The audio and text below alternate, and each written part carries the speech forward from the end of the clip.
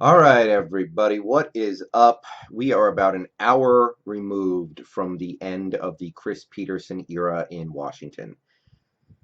And we end it with a big win against his former team, the team where he made his name as a college football coach.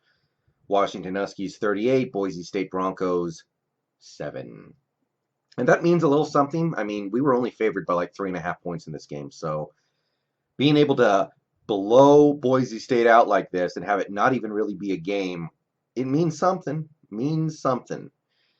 But I don't know, guys. I couldn't really get excited for this game. I didn't even make a pregame video because I don't know what to say anymore about this team or this season. And this game could not mean less. I mean, we weren't ranked going into this game, and we're not going to be ranked after this game. I'm pretty positive.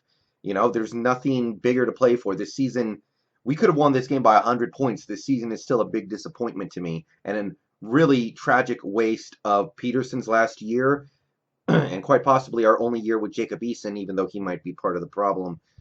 Last year of Trey Adams, I feel pretty comfortable in saying that. And I don't know, guys. I watched most of the game. I'm not going to lie, I watched a lot of the 49ers Rams game instead. I was flipping back and forth a little bit. And hey, look, tonight, I'll say it, the team played great tonight, especially on defense. Boise State did not even get a ball into our side of the 40-yard line until midway through the third quarter, I think. They did not threaten us until the game was over.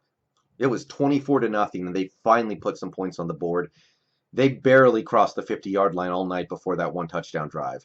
And both times they did, we got an interception. Hank Bachmeier played as bad a game as you will see from a quarterback. I have no idea how Boise State went 12-1 with him at quarterback. I have no idea what to say about that.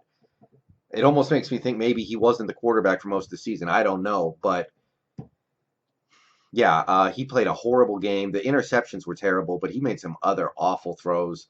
And we on defense, this Husky team on defense, they played great. I got no problems with the way those guys played. It's been a rough year for them, but today, stopped the run, stopped the pass. We got turnovers. We got a little bit of pressure. It was just a good game. And okay, the offense, that's the part of the ball that's really let me down this year because I expected big things from them. And look, this was a good game. Eason was solid. He completed a lot of his passes. Not a lot of big plays in this offense. It still hurts to watch, man, because Eason has the arm to air it out down the field, but we don't have the team to do it. We don't have the receivers to do it. We might not have the offensive line to do it. So everything is short. We throw a lot of screen passes. It reminds me of the Packers offense with all their screen passes right now, and I hate it. But it worked tonight. I'll say that much. It worked pretty well tonight. We ran a trick play with Richard Newton, the Wildcat touchdown pass, which was awesome. Richard Newton had a really good game, by the way. He was actually by far the most utilized, most productive back. Terrell Bynum had a good game. Baselli had a good game. Fuller. I'm assuming those guys are not going to be back next year. I think they're seniors, but even if they're not, I don't expect them to be back really. So happy for them. Just a solid all-around game. So the game's good. I mean, I got no beef with the way the team played today, but in service of what, I don't know. And it's not like we can even really learn anything for the future. That's why I can't get up for this game. If we were watching, a bunch of freshmen who were showing like, hey, we're going to be badasses next year, okay, you got me.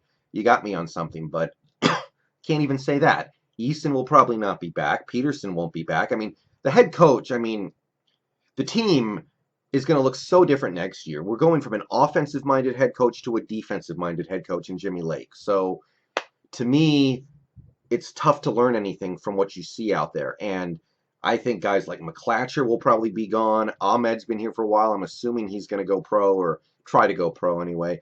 Like I said earlier, Trey Adams is going to be gone. Miles Bryan is going to be gone.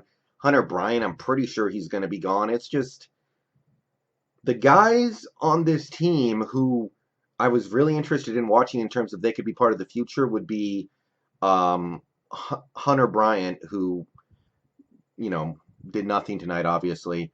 Excuse me. I'm sorry, I said the wrong thing. Not Hunter Bryant, Pasua.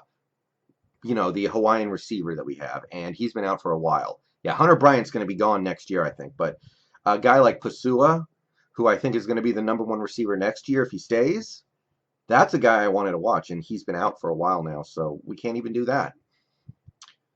So I don't know, guys. It's a good game. It's a fun win. It's a good way to end the season. Good way to end the Chris Petersen era. But I don't know.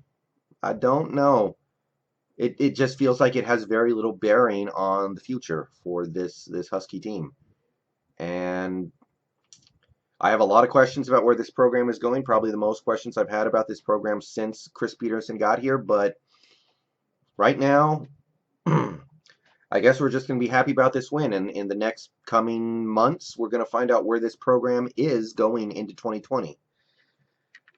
8-5, very disappointing to me. I expected to have 3 losses at the most this year, to be perfectly honest, in this trash Pac-12.